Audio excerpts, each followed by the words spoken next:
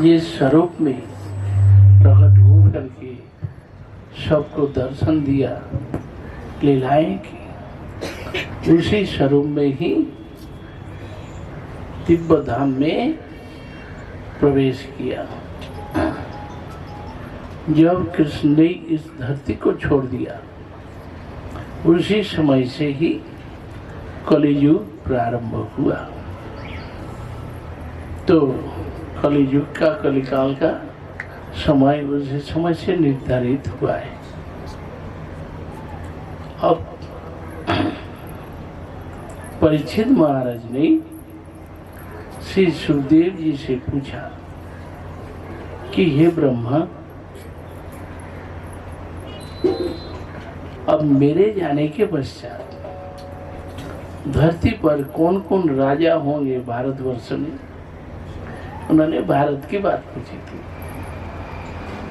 कि भारतवर्ष में कौन कौन राजा लोग राज करेंगे और कलियुग में क्या क्या स्थिति बनेगी। तब उस समय श्री सुखदेव जी महाराज बोले कि महाराज,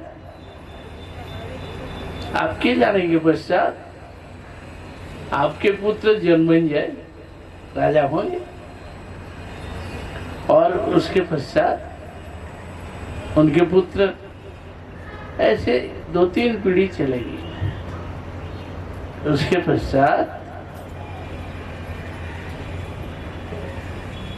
दूसरे राजा लोग आएंगे। प्रद्युत संघ के राजा, विशाख युग राजक, फिर नंदीवर्धन, ये सब राजा राज करेंगे। और नंदीवर्धन के प्रद्युत संघ भी राजा लोग राज करेंगे। उसके पश्चात शिशुनाग वंश, कागबनी और छिन्न धर्मा के पुत्र होंगे विदिशार। कौन विदिशार? सम्राट अशोक, जो कि हो गए ना, सम्राट अशोक राजा होंगे। कलियुग का वर्णन कर रहे हैं भविष्य का, कि सम्राट अशोक जब भारत के राजा होंगे, राज शासन करेंगे, उसके पश्चात अजातशत्रु सम्राट अशोक, उसके पुत्र दर्भक से अजय, नंदीवर्धन, महानंदी, ये सभी शिशुनाग वंशीय राजा लोग राज करेंगे। इसके पश्चात जो महानंदी के पुत्र एक शूद्राणी के गर्भ से जन्म लेंगे, वो महापद्मपति, जो कि नंद राजा होंगे। नंद राजा, और नंद राजा से ये नंद वंश चलता रहेगा। इनके 10 राजा होंगे। उसके पश्चात जो कि एक ब्राह्मण आएगा, उनका नाम चाणक्य। चाणक्य आएगा, आकर के नंद वंश को ध्वंस करके पलट करके मौर्य वंश स्थापित कर देगा। चंद्रगुप्त मौर्य को राज सिंहासन में बैठा देगा। इसी तरह से मौर्य वंश के राजा लोग पृथ्वी पर राज करेंगे। जबकि नवम मौर्य होगा तो उस समय उनके सेनापति तख्ता पलट करके वो खुद बैठ जाएंगे राज सिंहासन में। ऐसे करते हुए ये राजा लोग राज करेंगे। फिर देवभूति, भवभूति, राजा भोज, विक्रमादित्य आदि आएंगे, ये लोग राज करेंगे।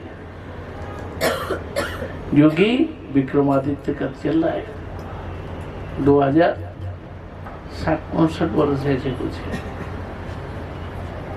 विक्रम संवत चल रहा है ना, तो राजा विक्रमादित्य के समय से चलाया।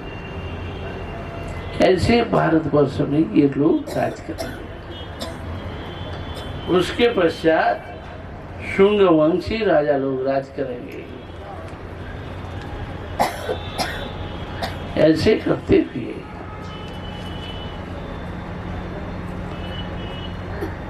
फिर कांडवंशी,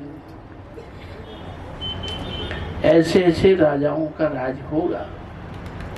उस समय भारतवर्ष में 33 राजा होंगे और छोटे छोटे राज्यों में बटेंगे, 33 राजा बन जाएंगे। वे लोग आपस में लड़ते भिड़ते रहेंगे, प्रतिष्ठा के दांव पे, और राजकुमारी के पीछे भागेंगे। एक लड़की के चक्कर में आपस में लड़ाई करेंगे। तो ऐसे ही चलता रहेगा। इस तरह से अंतिम राजा कौन? हिंदू राजाओं में अंतिम राजा कौन? पृथ्वीराज चौहान है ना, राजस्थान में पृथ्वीराज चौहान होंगे। परंतु उनके दामाद जयचंद उनके राज सिंहासन छीनने के लिए लोभ लालच में पड़ करके भाड़े के सैनिक लाएंगे। इसमें लिख रहे हैं भाड़े के सैनिक ले आएंगे, जानिए अफगानिस्तान से अफगानी लोगों को ले आएंगे। भाड़े के सैनिक ला करके पृथ्वीराज चौहान को त्रिशतवती नदी के किनारे शाम को मार डालेंगे। मार के फिर वो राज सिंहासन दखल करने जाएंगे, अभिषेक होगा। और उसी समय भाड़े के सैनिक छल चातुरी में ही उसको बंदी बना करके खुद राज सिंहासन दखल कर लेंगे।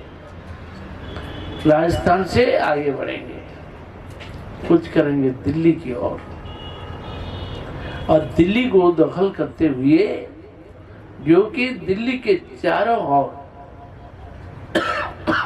बहुत बड़ी परकोटा, ऊंचे दीवार के साथ बहुत बड़ी बरंडा है। उसको मुस्लिम लोग क्या कहेंगे? दहलीज। उसका नाम है दहलीज। तो इसलिए उसको देख करके दहलीज से नाम रखेगा क्या? दिल्ली। भविष्य पुराण, विष्णु पुराण और भागवत तीनों में एक जैसे लिख रहे हैं, एक जैसे वर्णन आ रहा है। तो दहलीज से दिल्ली नाम रखेगा और उसी को राजधानी बना करके वे लोग चारों ओर आक्रमण करेगा और शासन करेगा। तो बोले कि 8 जवन राजा राज करेंगे, अष्टौ जवना, चतुर्दश तुरस्क का, भूयोदश गृण्डास्य, मौना एकादशैवतु। बोले कि 8 जवन राजा भारत में राज करेंगे। बाबर, हुमायूं, जहांगीर, शाहजहां, अकबर है ना, औरंगजेब, ये सभी भारत में आए और राज किया है ना। तो यहाँ लिख रहे हैं भागवत में अष्टौ जवना, सुखदेव गोस्वामी बोले 8 जवन राजा भारत में राज करेंगे।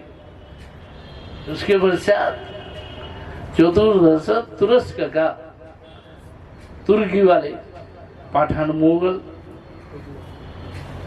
जो कि 14 तुर्की होंगे, सिराजुद्दौला आदि जैसे हुए ना, पठान मुगल, ये तुर्की तुरस्क का, ये 14 तुर्की राज, ये तुरस्क वाले, ये सभी लोग राज करेंगे। इसके बाद भूयोदश गुरुंडास्य, गौरवर्ण वाले, गुरुंड जाति के लोग। गौरवर्ण वाले कौन? ब्रिटिश लॉर्ड क्लाइव इत्यादि आए हैं। तो ये ब्रिटिश लोग भारत में राज करेंगे। फिर मौना एकादशी वतु भागवत में लिख रहे हैं, मौन नरपति होंगे, चुनाव के द्वारा जीतने वाले, वोट करके ही जीत जाएंगे, बटन दबा के खड़े हो जाएंगे, राष्ट्रपति बन गए।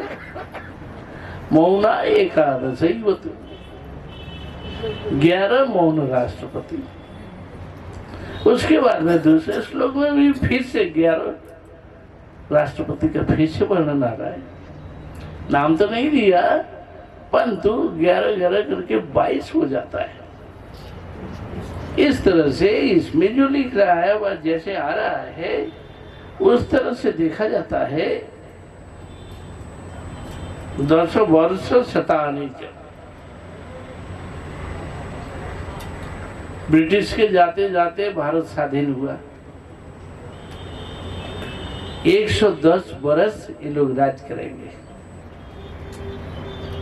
अभी कितना 70-75 हो रहा है ना, है 73 वर्ष। तो ऐसे ये नरपति होंगे, मौन नरपति, जो चुनाव प्रक्रिया के द्वारा जो जीतने वाले बैठने वाले ये लोग शासन करेंगे। 110 वर्ष तक इन लोगों का चलेगा। तो लगता है मोदी राज में कुछ बदलाव तो हो ही जाएगा और कुछ कर ही देंगे। ये सब जो झगड़ा है चुनाव का, कुछ बदलेगा। हो सकता है कि अमेरिका की तरह राष्ट्रपति शासन लाएंगे, प्रेसिडेंटशिप, तो प्रेसिडेंट का चुनाव करके उधर में लाएंगे। ऐसे ही मोड़ दिखता है। पर यहाँ भागवत में भी ऐसे दिखा रहे हैं